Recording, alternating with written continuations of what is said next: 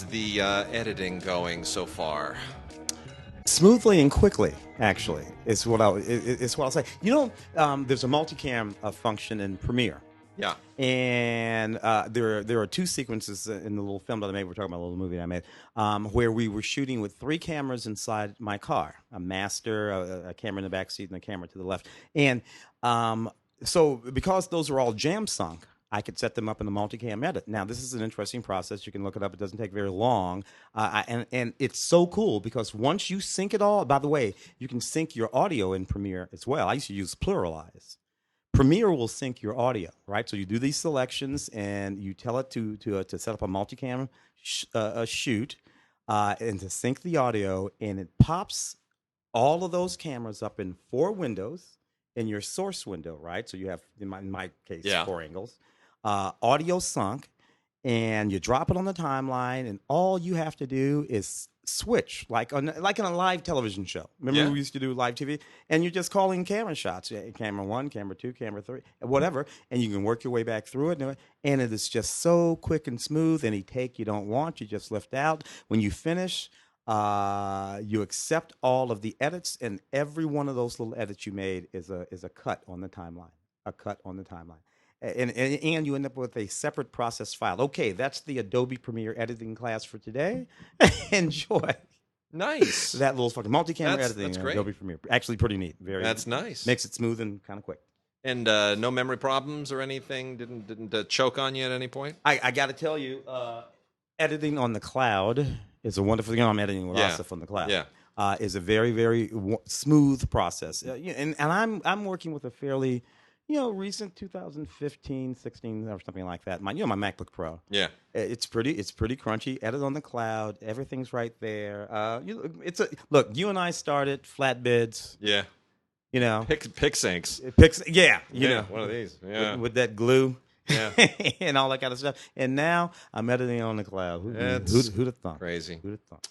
Well, we're going to dive right into it today. We're going to start off with a little bit of Kid Vid, and the movie I'm going to start off with is a dog movie. It seems like every time we get Kid Vid movies, and they all get Dove approved from that Dove Foundation, family friendly. They're all dog. I'm just dog movies. Yeah, they're never going to go away.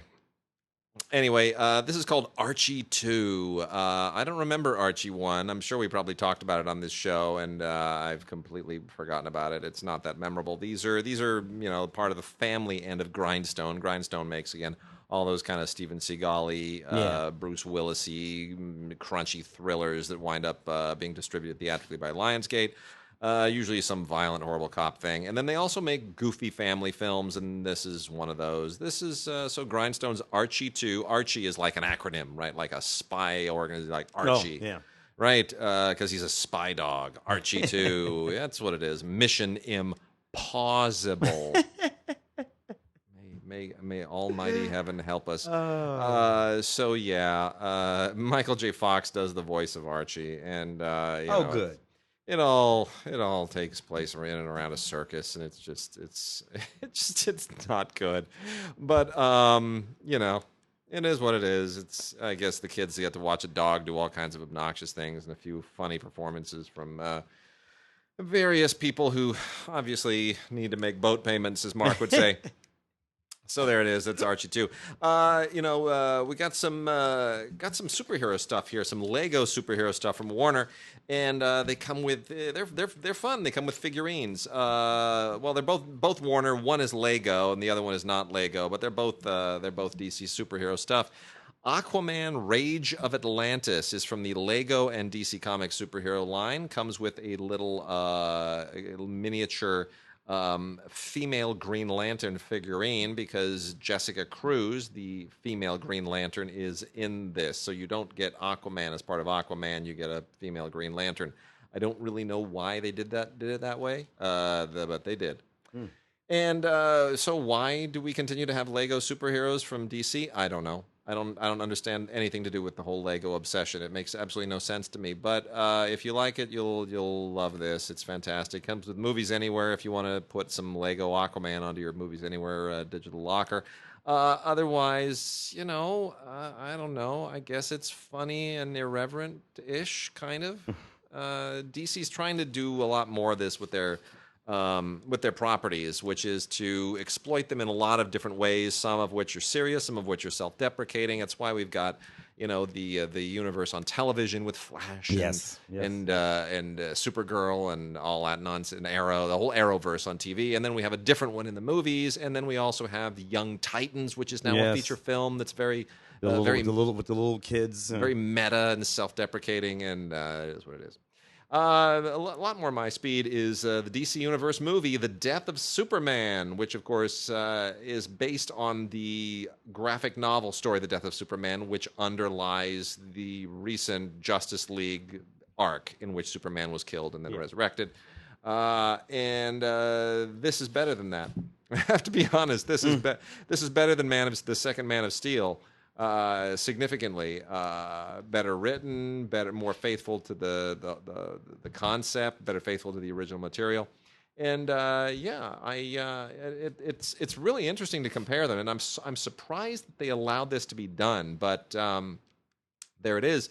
And it also includes a Superman figurine, but not just a Superman figurine. It's Superman with his clothes shredded. Yeah, he's in apocalyptic mode there. Yeah. It's actually a cool collectible. So I would say definitely watch this. And this is also Movies Anywhere, and well worth the purchase because it's a really cool figurine. From Disney, we get Star Wars Rebels, the complete season 4. Our friend and colleague Luke Wilson likes this a lot more. He thinks this really plugs a hole in the Star Wars universe, especially with the new films. And I guess I can see that. It's a little too in deep for me. I've never really gotten into the Rebels series, but it's fine. It's fine. A lot of exclusive content on it. It has a real fan following. And that's on Blu-ray. And then on DVD, we get Disney's Elena of Avalar, Realm of the Yaquins. This is the newest member of the Disney princess line. Is strictly a television princess, but Elena of Avalar is a gigantic marketing bonanza. We go to Disneyland fairly often with my daughter, and there is just Elena merchandise everywhere.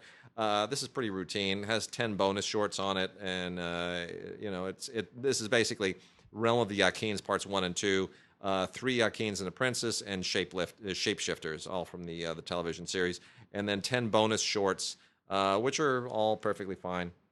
And then with Big Hero 6, the series. I never liked this movie. Other people, didn't. Did you like it? Oh, it was okay.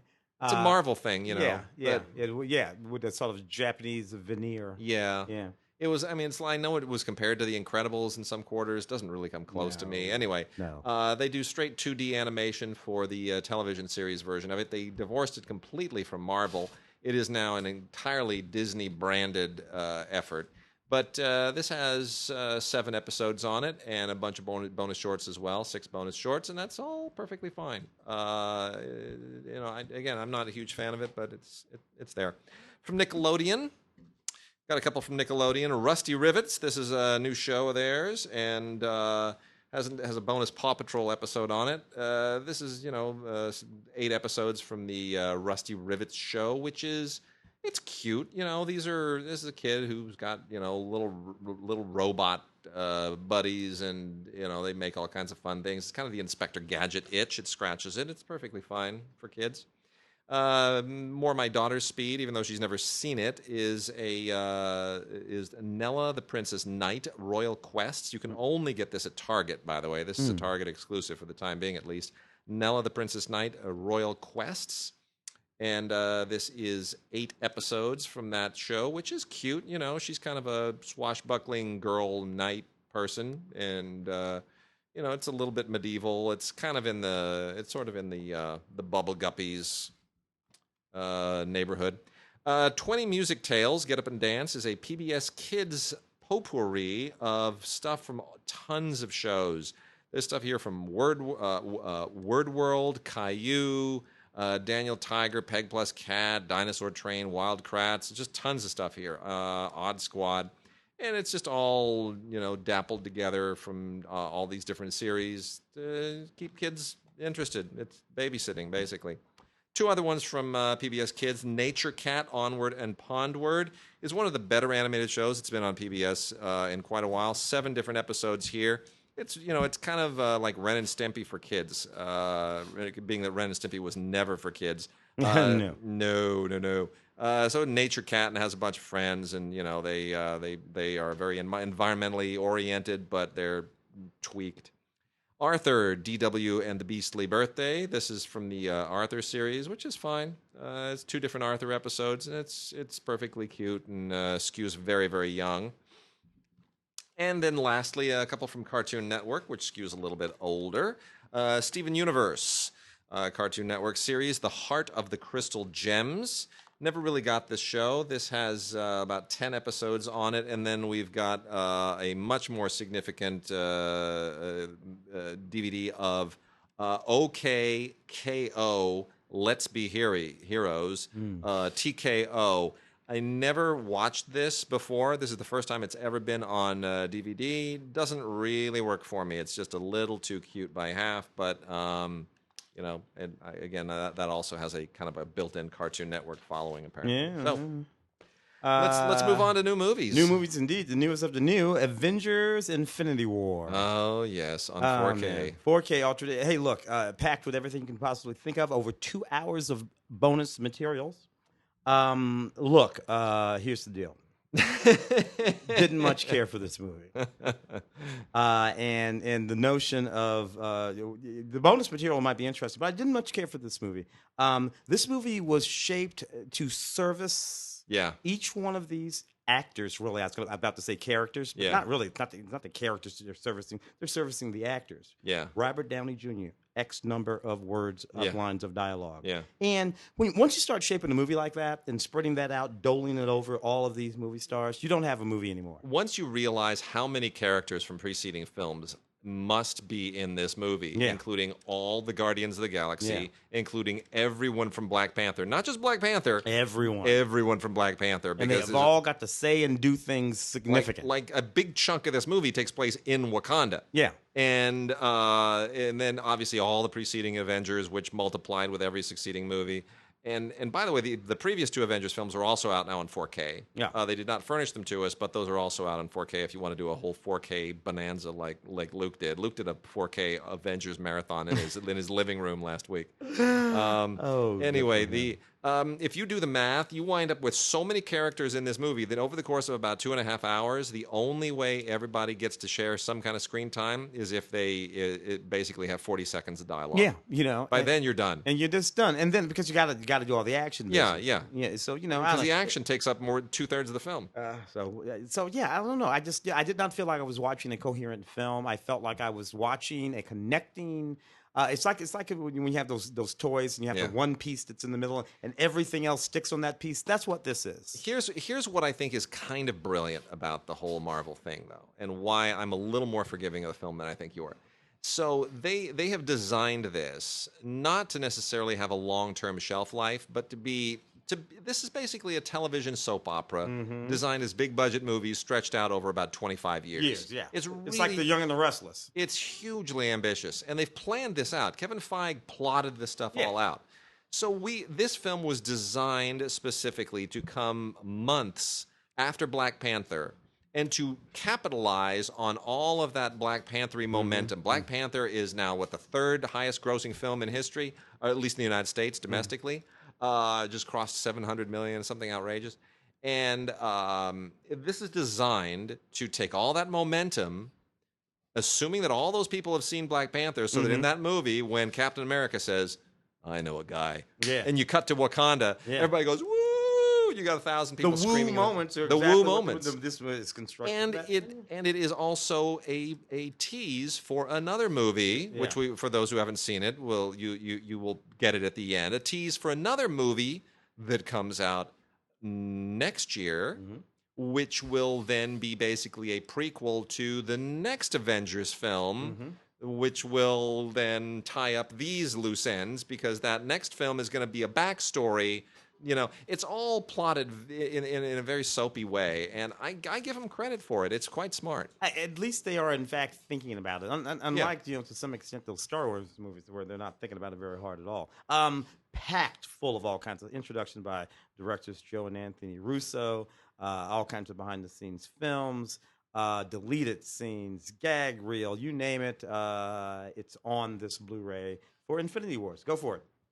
So, Affairs of State. I had to cover this for radio as well. Not a terribly interesting political thriller. Basically about a political Washington D.C. insider who gets involved in kind of there's a blackmail scam, and it turns into a kind of political thriller and goes into allegedly unexpected areas, even though you know exactly where it's going to go. There's some surveillance stuff going on, and Thora Birch plays this hacker who may or may not be working both sides, and it's anyway. She's very very liberal, but not beyond being not beyond selling out, but he's not beyond selling out either. Anyway, it all kind of isn't very credible because politics, when you turn on the TV, is a lot more interesting and dramatic these days, and seems more fictitious than what's in this movie. And their tagline doesn't help: "Politics as usual." Well, not really. Yeah. Politics as usual is more interesting than this movie. Yeah. Thora Birch, Mimi Rogers, Adrian Grenier, David Cornsweet is the main guy in this. It's an okay cast. It's a decently made movie, but really not that interesting. And this is again from the Grindstone Factory, output through Lionsgate. Yeah, and I got to think that they were expecting for that to do a little bit more. Yeah, I think they did too. As this, we saw this film under a different title, but it's called Yellowbirds. Yeah. Here, Mm-hmm. a movie about young soldiers who go off to the war. Jennifer Aniston is the mother of one of them. You got Ty Sheraton and Alden Ehrenreich and Tony Collette and Jason Patrick and Jack Houston. And so here's the thing about this movie. Again, this is a movie that's actually quite well made, acted, executed. The war scenes, battle scenes, all of that. But no, this movie does not work for a number of reasons. Despite all of the and I gotta believe that. I gotta believe that they thought that this would be a movie we'd be talking about at awards time. Season. Yeah, I'm looking at Sundance on here. I'm looking at all the little things like that. It's really interesting how these things are calculated so badly and just missed the mark. Special features include the making of Yellowbirds, but no, all these young movie stars did not make for a particularly good movie. Nope. This was meant to be this year's Hurt Locker. Yeah, that's what they were hoping for. Yeah. But I don't know. You cannot go back. You can't reach back. It's like Hurt Locker crossed with Casualties of War. Yeah. Is kind of what the plot is. One old De Palma film. De Palma, Yeah, it doesn't work. Anyway, weird little genre splicing kind of exploitation, arty exploitation, whatever you want to call. A movie here called Pickings by.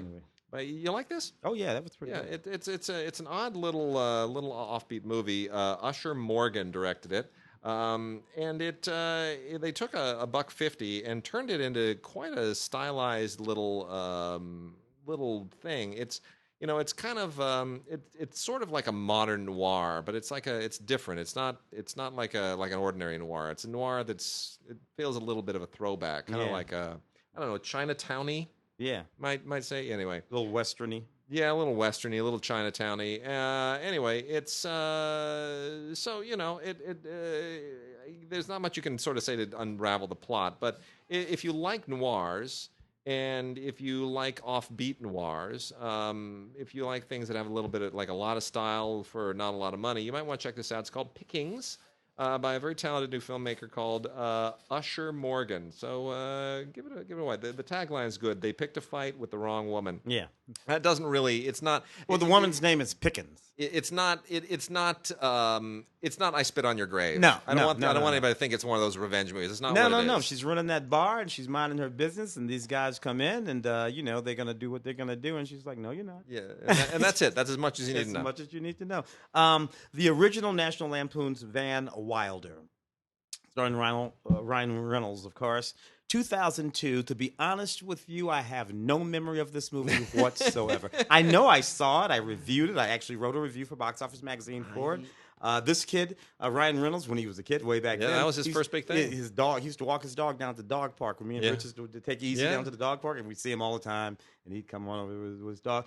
Zero, I had forgotten Tara Reid was in it. Yeah. I had forgotten. That's not John Cho. It's the other one. Harold and Kumar. Oh, That's yeah, Kumar. yeah. Kumar. I'd forgotten Yeah. Kumar was in it.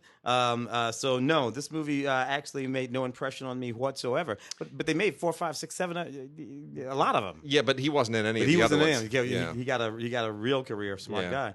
Nevertheless, this is the unrated version On 4K. on 4K, and I can't imagine what it was before if it wasn't filthy. That's the only. Anyway, you got 2 discs here, all kinds of stuff on the deleted scenes, outtakes, all kinds of blue book, all kinds of stuff you can think of. National Lampoon's Van Wilder, the unrated version. Man, 16 years ago, really? Isn't that crazy? 2002. Wow. Crazy, right? Yeah. So we've got some Warner Archive collection stuff. Captain Thunder is the only one on DVD-R this week. The other 2 are Blu-rays, and this is from the 1930s, and it is pretty. I mean, this is an old Vitaphone, an early talkie from Vitaphone, and it's basically a border tale with Fay Wray, and most of those border tales are pretty hokey with some really kind of embarrassing Mexican stereotypes. Like in this one, because you have a Hungarian actor playing El Capitan Thunder. It's ridiculous, but there is a kind of a bizarre charm. There's let's go. We need a Mexican actor. Where can we find a good Mexican actor? I know. There's that Hungarian guy. Yeah, let's do that. That's how it was. That's how it was at the time. Anyway, the actor is Victor Varconi, and he basically plays just a rascal, a Latin rascal, as they often wound up in these things. Even better is Comandante Ruiz. Comandante Ruiz is played by Charles Yodels. It's hysterical. And then of course Fay Wray plays Inez. There's nobody even remotely. Not even remotely. So anyway, it's fine. It's enjoyable only because it's kind of early talkie era kitsch.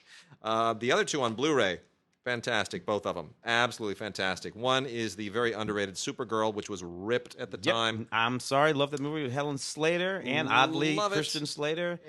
Fell in love with her immediately. Fay Wray, Faye Dunaway. I was still on Fay Wray from the previous and the wrong Faye. Faye Dunaway is fantastic in this.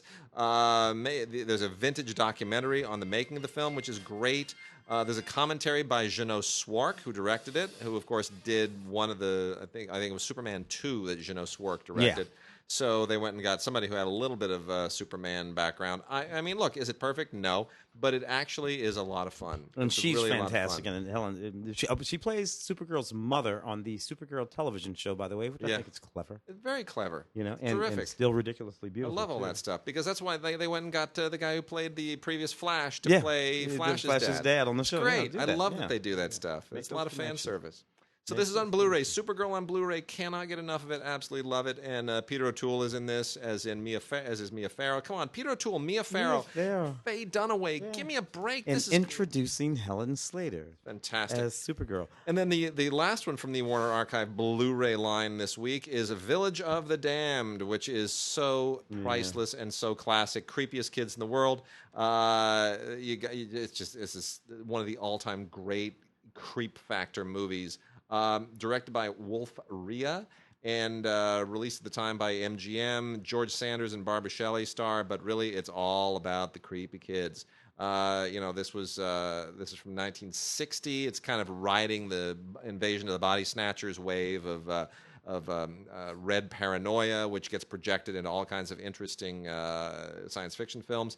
And really, honestly, this is just great. It's so great. Creepy kids, man, the creepiest kids ever in any movie. Indeed. I have got the 3-movie Predator collection here. The first 3 Predator movies: Predator, Predator 2, and Predators. Yeah. So with another one coming out soon. With another one coming out very soon. Shane Black. The Shane Black, original. Yeah. Right. Arnold's movie, 1987, fantastic. John McTiernan directing. You and I were talking about him. Oh, a project we were working on. Solid is just wonderful movie. Carl Weathers, Bill Duke. Can't go wrong with Predators. Yeah. Predators 2, set it in Los Angeles. I did the junket for this movie in 1990. Danny Glover, Ruben Blades, the whole guy. Didn't quite. I don't know. It was a weird thing. Love Danny Glover, and it's not the same. And then, to be honest with you, Predators, that 2010 Yeah. movie with Adrian Brody and Topher Yeah, Grace, and I'm yeah. like, what the hell's going on here? Because now we've got a feuding predator. We've got eugenics in the predator world. We've got feuding species of Yeah. predators, like different species. And next thing you know, you got the Predators versus the aliens, And- because that's a whole little crossover there. Well, and now apparently the Shane Black film's got some kind of now genetically modified predator that's the size of Godzilla. I don't know. I'm not quite following, but I trust Shane Black, so I'm hoping the new film will restore some legitimacy. I definitely had to tap out after that 2010. Nevertheless, if you're a big Predator film fan, you're going to want to get this. Only thing that bugs me about this, the movies are there, 4K, Ultra DVD, all that's all fine, but nothing in terms of special features. Not really. You got your movies, but that's about it. I would prefer the special features because all of these have been out before and they all have special features on them. Yeah, So why didn't they put you're them getting this because of the 4K. on? Yeah, So I guess that's just getting the upgrade is what you're getting. Yeah. So the first Piranha, let's kind of jump back here. So Jaws was directed by Steven Spielberg, which then inspired an endless number of exploitation films that riffed on it, that were, shark or some other kind of a creature in the water oriented. The most famous of which was Piranha, which was a Roger Corman production directed by Joe Dante. Yes. Joe Dante, who of course became very close friends of Steven Spielberg and would go on to direct Gremlins for Spielberg and would direct an episode of the Twilight Zone movie along with Spielberg and George Miller. And then Piranha 2 came along and they couldn't get Joe Dante, so they hired a young special effects technician who had been working on a lot of Corman stuff by the name of, what's his name? How do you pronounce his name? Mr. James Cameron. I never heard of him. Anyway, people forget that guy. He was an engineer. I mean, he is an engineer. That's what he was doing. He was building crap. Yeah. And when we say, that's right, we should point out when we say he was a special effects guy, we don't mean he sat in front of a computer and created 3D CG models. He built stuff. Yeah. He did what special effects guys used to do, which is akin to being an architect and an engineer and a builder all in one. So anyway, yes, Cameron directed Piranha 2 right before he would go on to direct Battle Beyond the Stars, which is where he met many of the Catherine. he met everybody on that. Gillian. Yeah, and Galen Hurd. And yes, he would also meet James Horner, who scored that film, and all the people that he would continue to collaborate with. So, but it's interesting to watch Piranha 2. You definitely see Cameron in this. There's no question that he realizes he's taking it from somebody else, just as he took Aliens from Ridley Scott, and made it his own. Yeah. He's doing a similar thing here. This is kind of so if you're a Cameron completist, you will be very, very interested to watch how this works. And it's not without names in it. I mean, Lance Henriksen is in it, and and I guess all it's really got going is Lance Henriksen. So anyway, they still make those movies. Piranha 3D. They still making those stupid movies. Piranha 2, The Spawning. Crazy. Right. What have I got here? I remember this movie. This is actually a very good movie. James Belushi, Charles Grodin, Taking Care of Business. I got to tell you, this movie, this was one of those little odd movies. For one thing, it was a weird moment there when James Belushi, John's younger brother, became a movie star after coming off Saturday Night Live. And he had a run of about, 8, 9, 10 years or so where James Belushi was a movie star. And he made a whole bunch of movies, some of them mediocre, some of them better than others. This one I thought was funny, and it's mostly because of Charles Grodin. And because Charles Grodin made a number of movies back. Let's see, Only You. It's just a number of movies where he was just the funniest thing in the world. Midnight Run with Robert De Niro. Yep. And Joey Pants. Just all kind of these wonderful little movies that they just don't make these movies anymore. This is one of them. Hollywood Pictures, of course, that company doesn't exist anymore. Arthur Hiller directing, 1990 film. Hector Elizondo, Paul Mazursky. It's just a really, really neat little movie. And they just don't make them anymore. Special features include a commentary by screenwriter Jill Mazursky and a few other things. A neat movie starring the kind of folks that don't star in movies anymore. James Belushi, Charles Grodin, Taking Care of Business. So we've got some cool cult stuff here. Starting off with Streets of Vengeance from Slasher Video. Once again, this has just one of these great taglines. And it's probably funnier if you're looking at the picture because the picture's all like a whole bunch of 80'd out. And this is a relatively recent film, I should point out. This is from 2017, but it looks like a movie from the 80s. It looks like an exploitation movie from the 1980s where everybody's all kind of 80'd out, like Lost Boys style.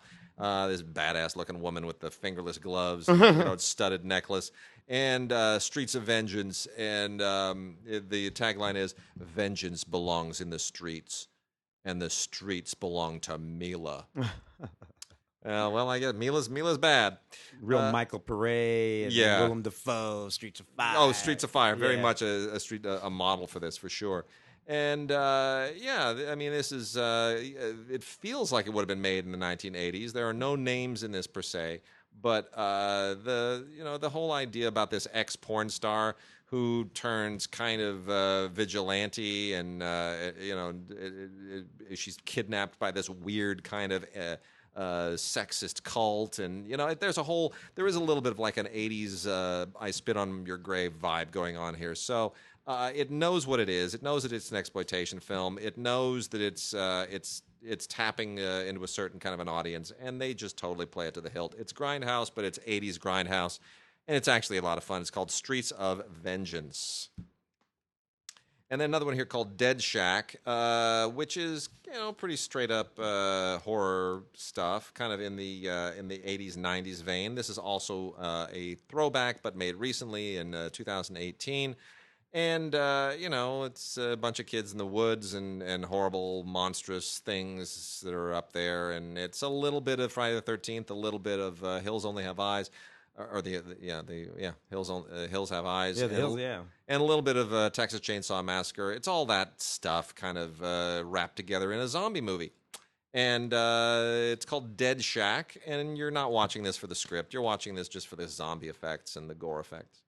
1978, right before he made Halloween and started that run of movies, John Carpenter made a little movie called Someone's Watching Me. Oh, with his then wife, Adrienne Barbeau. Oh, my goodness. It makes me dizzy just thinking about her. Starred Lauren Hutton, Adrienne Barbeau, Charles Cyphers in the film, about a woman who moves into this fancy apartment complex, and, a stranger is sort of watching her, sort of peeping Tom kind of thing, cat and mouse game sort of ensues. This is a new 2K scan with an audio commentary from Amanda Reeves. You Are in the House Alone is another one of those wonderful John Carpenter films, and a little profile of John Carpenter and TV promos for the movie. Look, it's a John Carpenter film, medium, not early, well, fairly early John Carpenter. He was really good. I'm looking to see if he did the score for this, as he has been known to do. It does not music compose. No, Harry Zuckerman, not a John Carpenter score. Very interesting. Yeah. 1978. Someone's Watching Me. You got one there? Go ahead. I was just going to hit a couple of Arrow titles. One, they're both from 1972. The first one is from the Italian giallo director Massimo Dallamano. Wow, I did not screw that up. I'm very proud of myself. It's called What Have They Done to Your Daughters? And this is, it's giallo. It starts gory and it gets gorier, and it deals with, there's a prostitute ring of underage girls. And they are subjected to things by people that it's not appropriate for me to even mention on this show.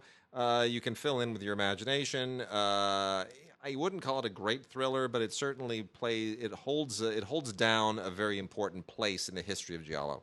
And that is explained in all of the extras, which include a commentary from Troy Howarth, who wrote So Deadly, So Perverse, 50 Years of Italian Giallo Films, which makes the movie better. I would almost recommend watching it, listening to his commentary while you watch it, because the movie will disgust you less and it will mean more. So if that interests you, it's a very good Blu-ray transfer. Somehow they kept hold of the elements in a beautiful way. That's worth it. The next one, this is even gorier, but it's more significant at the same time. It's Herschel Gordon Lewis's The Gorgor Girls, which also includes the 1971 film This Stuff Will Kill Ya, which was a hillbilly movie that he made the year before. Now, Herschel Gordon Lewis, who we talk about a lot in our Schlock documentary of some 16 years ago or 17 years ago, started off making nudie cuties. Herschel Gordon Lewis was not a movie maker. He was No. just he was a guy in an office, and he decided he wanted to make better money, and Yeah. movies was where it was at. Yeah. So he teamed up Particularly with exploitation movies. David Friedman, made nudie cuties, got bored with that, did some gore, did some other wacky stuff like hillbilly stuff, which they call hicksploitation. There were a few of those at the time, not too many. Anyway, that's all here together. The Gore Girls, you don't need to know them. Look, it's somebody's slaughtering go-go dancers. That's all you need to know. Yeah. Gore is a play on go-go. Go, yeah. That's the joke. Ha ha. Anyway, Lewis does a commentary on here that's pretty great, as well as on This Stuff Will Kill You. And then there's a bunch of other stuff on here too, little featurette things and interviews, and it's all significant. Look, Lewis is an important figure, and whether you like the movies or not, it's hard to ignore him. Yeah. They sort of shaped a genre for several generations. They did. There.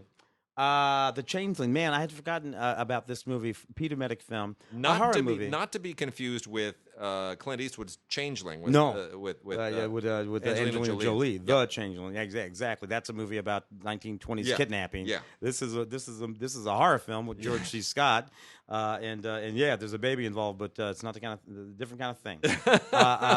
This is just a good, solid, still stands up a horror movie directed by a wonderful director, Peter Medic.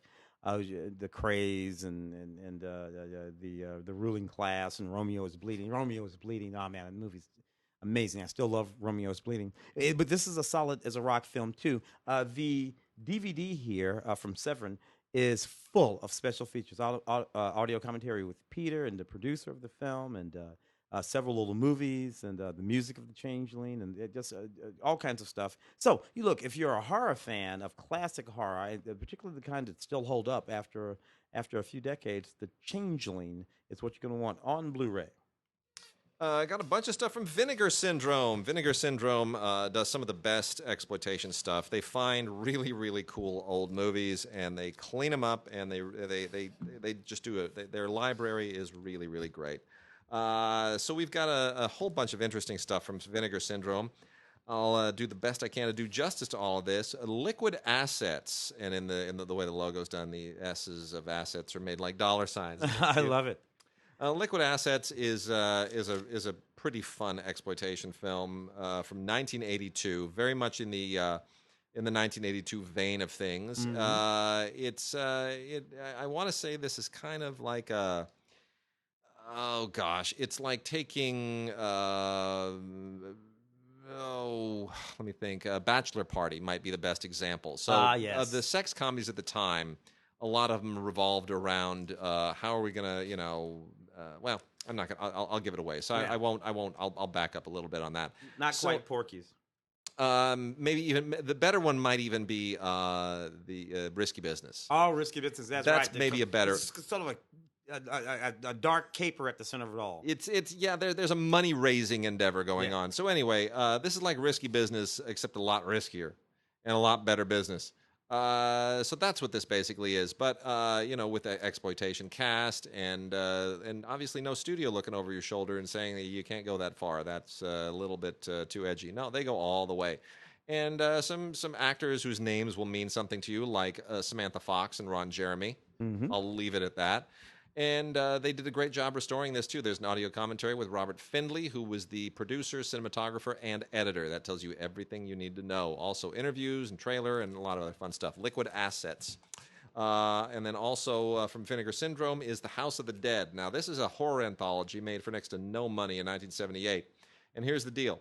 You got this creepy dude who's out wandering around during a rainstorm, and who takes him in but a mortician? Because when you're wandering around in a rainstorm, the first person to take you in is always going to be a mortician. And that's where you want to stop. And the mortician has stories. Oh, does this mortician have stories? And each one of those stories becomes, an actual story in the anthology, kind of Twilight Zone or what was the one on TV? Like Tales from the Crypt. Tales from the Crypt. Yep. Yeah, it's that kind of a deal. It's It's decent. It's all right. Bram Stoker's Shadowbuilder from MVD video. This is adapted from a short story by Bram Stoker. It's about a Catholic archbishop actually who summons a demon. because he wants the demon to destroy the world. The demon mostly just sort of destroys him and everybody in this small town. That sets folks against one another. What I like about this movie is that you got yourself a young Michael Rooker in this movie. You got a young Kevin Zegers in this movie, and a young Tony Todd in this movie. Adore me some Tony Todd. Lots of special features here, high definition transfer, including an audio commentary by the director Jamie Dixon. A featurette on the making of the film. It's not exactly a classic horror film, but it is pretty neat. Shadowbuilder from Bram Stoker, MVD Rewind Collection. So, interesting, another one from Vinegar Syndrome, and this is not an exploitation film. This is called Buddies. And this is a significant film from 1985 because this is technically the first film to deal with the AIDS crisis. It was, we think of, like Longtime Companion, and we think of Philadelphia. But Buddies was actually the first one. It was shot on 16 millimeter. Is that the one with Steve Buscemi? Steve Buscemi? No. No, Steve Buscemi in this. No. This is a real shoestring budget, shot on 16 millimeter.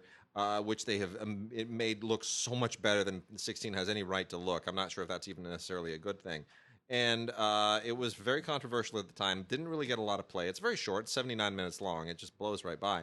But it's really good performances from actors who did nothing and have gone on to do nothing. And it's worth watching because it's really raw and it doesn't. It's not beholden to. It's not beholden to any agenda other than its own. It's quite a fascinating movie, and it's interestingly, I don't want to call it dated, but it definitely is of the era. I'll just say that it's very much of the era. And what year is that from? 85. 85. First one. Yeah, right at the top of the. Right at that moment, and it's pretty tough to watch in places. And then we also have volumes 3 and 4 of a series that Vinegar Syndrome continues to put out. 5 films, 5 years. Basically just a way of taking their library and monetizing it by making these historically significant. And it's very, very interesting. So the first one, Volume 3, Golden Age Erotica. Most of the films are from the mid to late 1970s, and then there's one from the 1980s. There is Corporate Assets, Dracula Sucks, The Vixens of Kung Fu, Tropic of Desire, and Baby Rosemary. That tells you everything you need to know about all those. The other set, Volume 4, is Horror and Exploitation, most of which are all over the place. There's one from the 60s, 3 from the 70s, 1 from the 80s. A couple of these actually are kind of real cult classics. The films here are Cry Wilderness, Vampire Hookers, which is legendary, frankly. Vampire Hookers is outrageously funny. That's from 1978. John Carradine was in that. It's fantastic. And then Evil Come, Evil Go, The Cutthroats, and Teenage Seductress from 1975, which is also kind of a thing. Yeah, for sure. So Horror and Exploitation and Golden Age Erotica, 5 films, 5 years line. From Vinegar Syndrome, I would recommend you also get volumes 1 and 2. It's a great line, and especially if you like exploitation films and cult films, it's terrific. Little TV? Yeah, let's hit the TV. Arrow, complete sixth season. Includes an inside crossover, that whole Crisis on Earth X, which I think you plowed your way through. Yeah. This past I did. With the crossover with the Flash and all that kind of stuff. Plus all 4 DC crossover episodes of that. So you get the Arrow, you get a little bit of the Flash. This is, of course, the story of Oliver Queen, who went missing as a young man, and on the comes island, back on the island, and he recognizes the Arrow, the Green Arrow. Yeah. And you know what? He's kind of whiny in this series. Not as bad as that kid in that other series. What I really sort of enjoy about him in the Arrowverse is that whenever he's around anybody else. He's always the grown-up in the room. He's like Batman, right? Yeah. And the difference between and the thing that Green Arrow and Batman have in common is that whenever they're around all these people with super powers, they always say, "Now listen, I want you all to listen to me, and just remember, I don't have any power." They're like on top of it. They're the boss until they start whining. Don't leave me behind because I don't really do anything. I can't fly. I can't fly. But I do have my charge card because they're both rich. But I'm still the boss. I'm still the boss, right? Danny and the other one. Green Arrow. If you're into that, SEAL Team season 1. This is, of course, this is the David Boreanaz show. Somebody told me, I don't know. Not to be confused with Six, which No, we talked not about season last 6, week. which is about SEAL Team Yeah. 6. This is Yeah. SEAL Team, which is a show not about SEAL Team 6, but about a SEAL team. It stars David Boreanaz. And somebody told me this. I can't remember who it was, but of course, David Boreanaz was Angel on Buffy the Vampire Slayer, the original Buffy, the middle 90s, something like that. Then, of course, he did the spinoff Angel for several years. And, of course, he just came off several years of the television program Bones. Mm-hmm. And somebody told me that David Boreanaz is one of the richest men in Hollywood. And if you count it up, he's been on network television regularly Yeah. and as executive producer and star of 2 shows for 20 years. That'll do it. I think they might be right about that. You know, it's amazing. There are certain people who manage to have these amazing careers without ever making a feature film. Yeah. They become exorbitantly wealthy And certainly famous. and very famous. MacGyver. The guy for who sure. plays Yeah, MacGyver. yeah. He's one. Look, Lucille Ball was the first one. Yeah. Lucille Ball had next to nothing as far as a film career. Yeah. And then she went into radio and then television, and on television she became freaking Desi-Lou. She and Desi. They if not Star them, Trek we'd have no and- Star Trek. Yeah, the whole shebang. So, Seinfeld yeah, is another one. same thing. Yeah. And I would even say Robert Conrad is one that people overlook. Robert Conrad has starred in so many TV shows. It's unbelievable. Hawaiian Wild Wild Eye, West, Wild Hawaiian Wild West, Ass, that's right. Baba Yeah. Black Sheep in Baba the 80s. Black Sheep. He had a number of failed shows, like there was that spy one where he drove that great old car. I forget what the name of that was. It was like I want to say Man from U.N.C.L.E., but obviously Yeah. that's not it. The Duke. He played the boxer in the Duke, first show that had Larry Manetti, who'd go on to be on Magnum PI. Yeah. It is an interesting thing. Yeah, sure. I'm just going to do a couple episodes of this. Oh, So, nice. Yeah, not going to knock. Sweet. Buddy of ours. Power Rangers Ninja Steel animated series, right? Yeah. Chaim Saban. I worked for him once. Didn't pay me. So screw him. Well, the last one for TV is Sid Caesar: The Works. Over 13 hours of amazing Sid Caesar television. Sid Caesar, look. Sid Caesar shows, between our show of shows and Sid's Hour, I think it was what it was called. They gave us Mel Brooks. Yeah. They gave us Rob Reiner. Imogene Coca was. Yes. Yeah, I mean she was around, but there she is. They gave us Woody Allen. They gave us Neil Simon. I mean, you can go right down the line. It's unbelievable the people who started as writers on that show. It's extraordinary, and this is all fantastic stuff. You could not do a comprehensive box of all of Sid Caesar's stuff because it would be hundreds and hundreds of hours. It'd be ridiculous. You'd have to have it wouldn't be cost effective. But they've gone through and they put together the best of the best. And there's some amazing stuff here. And this isn't all just Sid Caesar. This is, there's some Mel Brooks stuff here and Carl Reiner stuff. There's even Mel Brooks, Carl Reiner, and Billy Crystal saluting Sid Caesar at the Paley Center in 2014. There's a lot of really, really great stuff here. It's sort of the history of television as seen through the career of Sid Caesar, and it's fantastic. Sid Caesar, The Works. This is just unbelievably great. And if you love TV comedy and the history of TV comedy, you'll eat it up. Yeah. You'll absolutely eat it up. I want to make mention of some documentaries, by the way, really quickly from Facets. These are all available special order as DVD-Rs. Facets, of course, has a great library. They do a lot of really, really cool stuff. That it's art film stuff. It's festival stuff. It's usually off the radar, but they have some amazing docs. And if you love great documentary filmmaking, you really, really should look into some of these. You can go to facets.org. for more information on these, and I think that's pretty much the only place you can buy them. Might be able to get them on Amazon, but facets.org should be the beginning of your search. This is a production from 1996. It's an hour-long documentary from the Czech Republic, and it takes place at a school for the blind, and how these kids, despite being disabled, how they experience the world, what they do. It's really amazing how they express themselves artistically. It's so touching, and it leaves you wanting more. A filmmaker by the name of Semyon Aronovich, Russian filmmaker, in 1991 made a long but very powerful documentary called People's Gala Concert This is a really, it's not at all what I expected it to be. Um, this is looking at anti-Semitism at the end of Stalinism, and somehow they came up with archival footage that nobody has any business actually finding. It's astonishing to me that much of it actually even exists, but it is devastatingly. It's just creepy. It really, really, really. It gets under your skin, and you. The thing you wonder is how on earth did that footage survive? Who shot it? When did they shoot it? Why did they shoot it? And Yeah. how was it preserved? Yeah. That's the thing. This stuff just it goes right to your jugular. Then we also have another Czech film from 2005 called Toyen by Jan Nemec.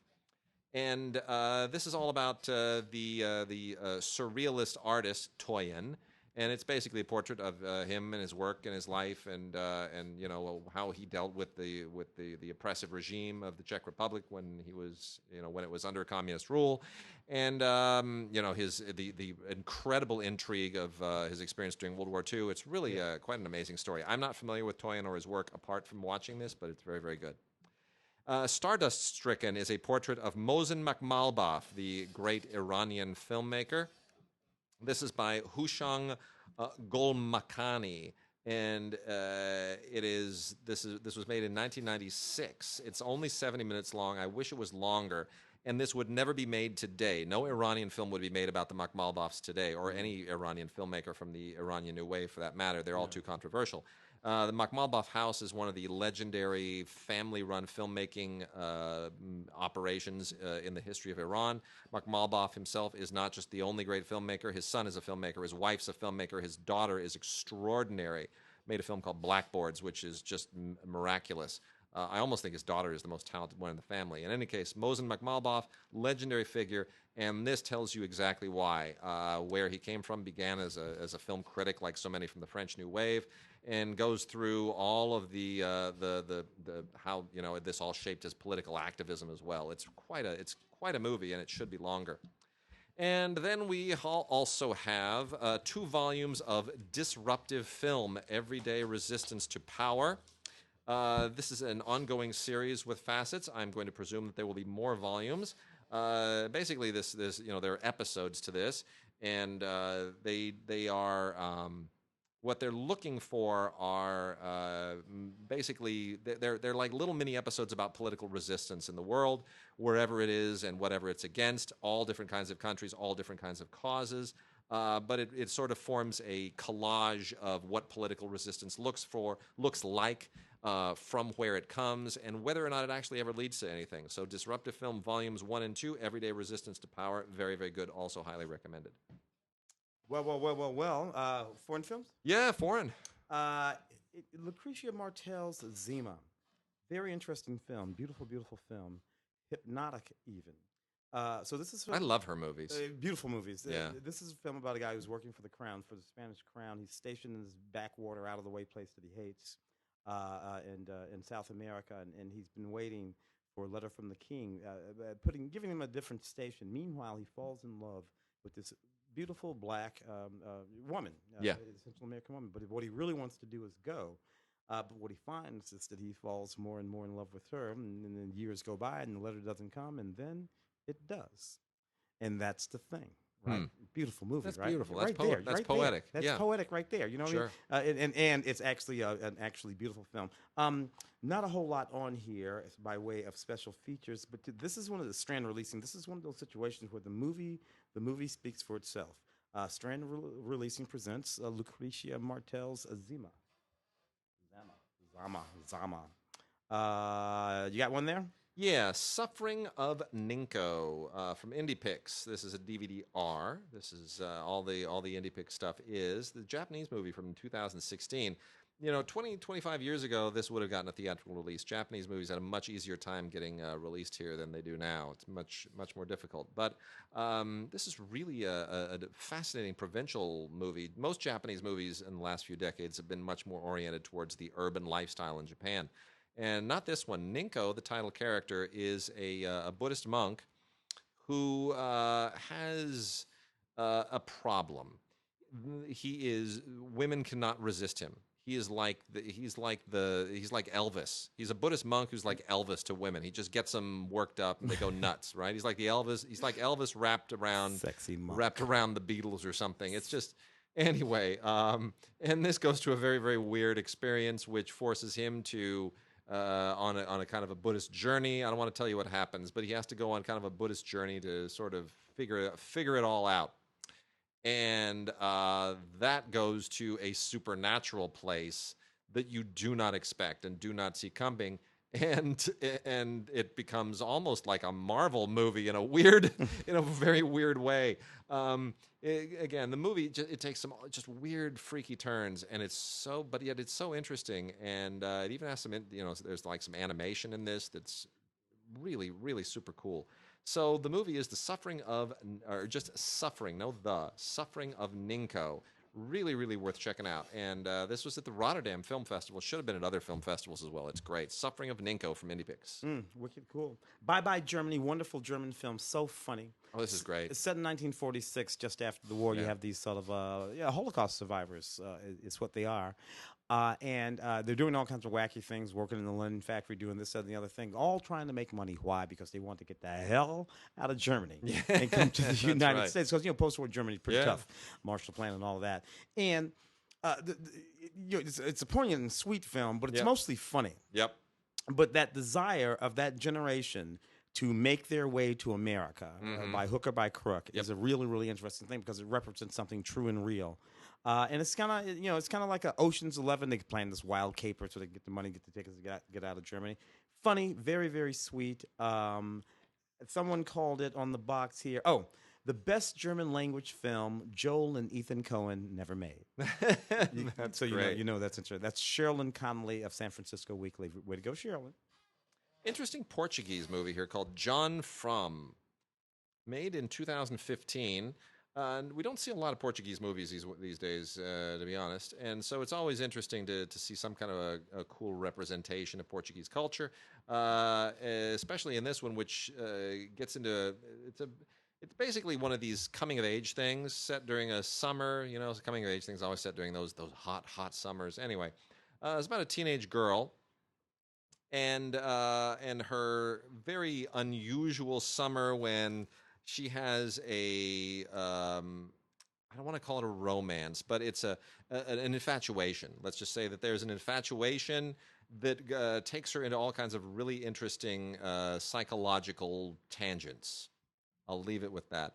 Beautifully shot in 16 millimeter, no less, and really quite interesting. There's a factor of the film that is sort of like what precipitates a lot of this is an exhibition on Melanesian culture. And the way that factors into the story is also very, very interesting. So I won't give anything else away. John From, From, exactly like it sounds, John From. Really interesting Portuguese film, worth checking out. And that is from Altered Innocence, a company that just came onto our radar. It's a Blu-ray from Altered Innocence. Yeah, well, I'll knock this one out. Next time I'll aim for the heart. So Guillaume Canet in a Cedric Anger film. Yeah.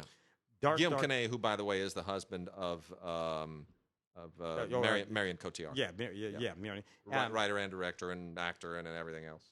Wonderful actor in particular. He's very, very good. And this is De Palma-esque sort of chilling. 1978, 79. There's a serial killer roaming around France. As it turns out, the very gendarme who is charged with finding the serial killer is the serial killer. Now, I'm not giving anything away. This you know in the first couple of minutes of the film. Everything else that goes on in this film is what's absolutely fascinating. It's not one of those who's the killer movies. You know who the killer is. What the hell is going on? It's what's much more fascinating about this film. Very powerful, well done, and executed. Nominated for 2 Caesar Awards. 2014's Next Time I'll Aim for the Heart. Wonder when they'll adapt this. Good question. It seems very adaptable. It seems. It does. Yeah. Street Mobster from Arrow is something if you're a fan of Japanese Yakuza movies, as I am, you're definitely going to want to get this. This is it has fewer extras than Arrow titles usually have on Blu-ray. It's not loaded up with them, but it's a legendary film. It really is. You've got to see this. Made in 1972 by the great Japanese director Kinji Fukasaku. Most famous here for Battle Royale, but basically endlessly famous for his many great Yakuza movies, Yeah. primarily in the 60s and into the 70s. And Street Mobster is kind of like his Scarface. It's about a guy who's been in prison and he comes out and gets right back into it, and he's now in the heat of everything that he left 5 years earlier, but with a twist and some really great direction in this. It's really powerful and it's brutal and it has wonderful performances. So that's highly recommended. Has a great audio commentary by Tom Mez, who's a huge expert on Japanese cinema, more so than I am for sure. And along with a trailer and stills, and it's worthwhile. Street Mobster by the great Kinji Fukasaku on Blu-ray from Arrow. An astounding documentary called Bitter Money. I remember covering this on the show not too terribly long ago. That follows the plight really of 12 Chinese garment workers as they live their lives working in factories that sell the stuff that you buy, we buy, Yeah. and Target and Walmart and Kmart and all of these sort of places.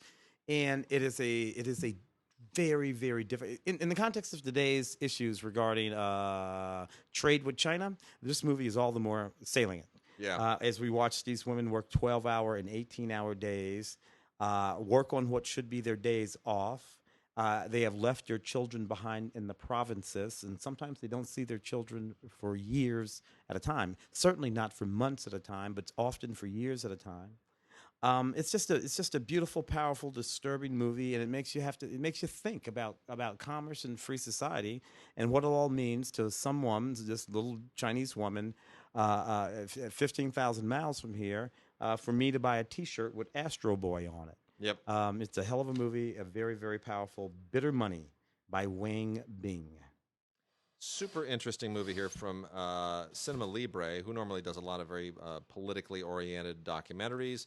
And this is called Lou Andrea Salome, The Audacity to be Free. This is by filmmaker Cordula Kablitz Post. And it's a really, really interesting biopic about a 19th century feminist of the title, Lou Andrea Salome, who was part of the same social circle as many of the great figures of the era, including Friedrich Nietzsche. And it's all about her loves and her romances and affairs and her accomplishments and what she's, the conventions that she fought against, the things that she fought for. Really a fascinating figure that with whom I was not that familiar. The movie is an international co-production. Was made in 2018 with Russian, Italian, and German money. So it's kind of crosses all those countries and all those languages. They're sort of all mixed up in here, but it's really, really interesting. And it's worth a look. It really is. You're not going to recognize anybody in it. It's one of those foreign language films. It doesn't really. Probably never thought that it would have any appeal across the globe, but it really, really does. It's very, very interesting, and there's a really good commentary and interview with the director. And I also love the fact that given the subject matter and the fact that it's a female director, there's they have a thing here called it F-rated, female directed.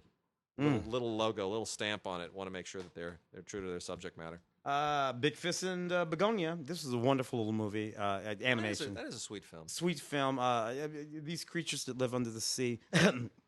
And one is a restless young woman, and she wants to experience the human world. Well, she is allowed to experience it, but in the shape of a dolphin. And while in the shape of a dolphin, sort of experiencing what humans do, she's almost killed. And a young man comes to her rescue and does in fact rescue her, but loses his life in the process. And she becomes so guilty.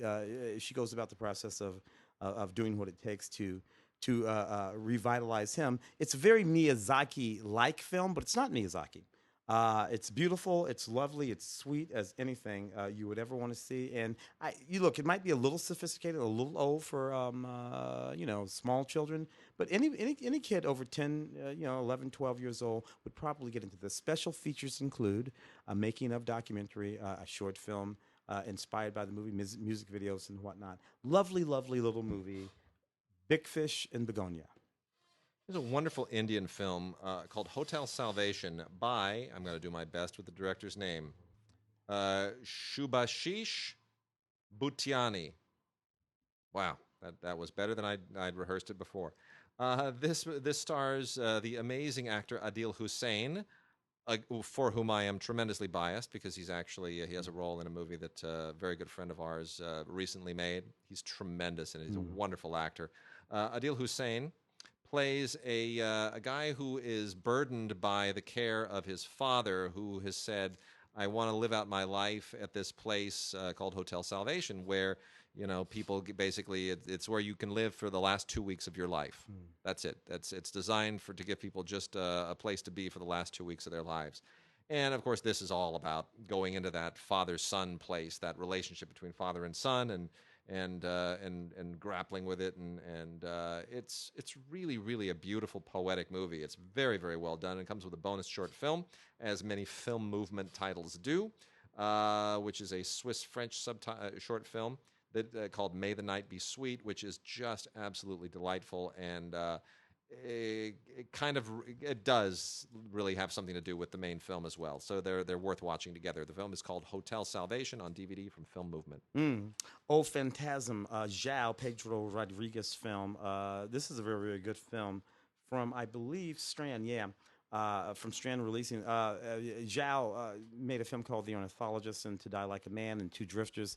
Sort of gay-themed films, but with very interesting context to them, including this one about a young man working in Lisbon, sort of a trash collector sort of job, and hating that and knowing that he wants more out of life, and suspecting that he's probably gay, but maybe not, and so he's experimenting with all of that, and he gets involved in trance and sort of like trance music, and it's just really, really a very, very, very intense film that delves into the mind of a young man who's trying to figure out his life in every possible way as he roams across Lisbon, the north of Lisbon. A powerful movie, Oh Phantasm, by João Pedro Rodriguez.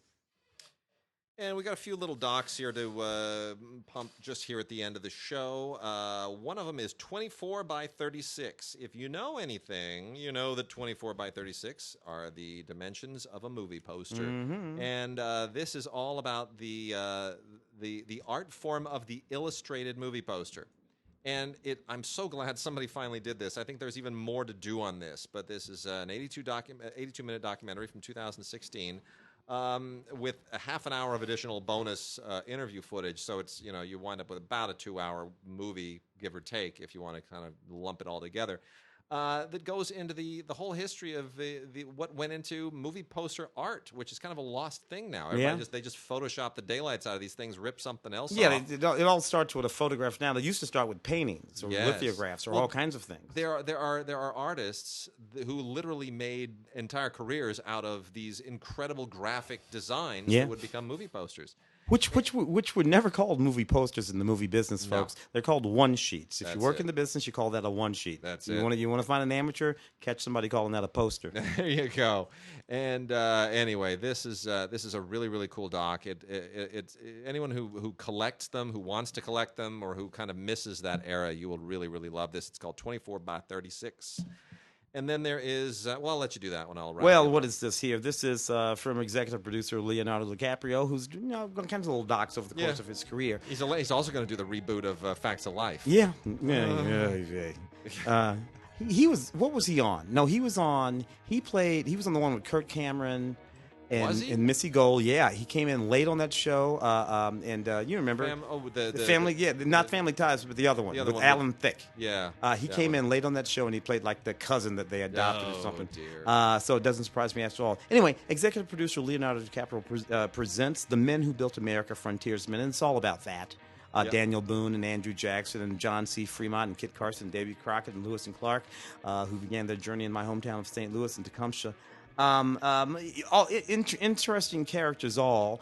I like that he's fairly straightforward regarding Andrew Jackson and what Andrew Jackson did to the nation, which was not all that great. But he gives everybody their due as well. So good stuff.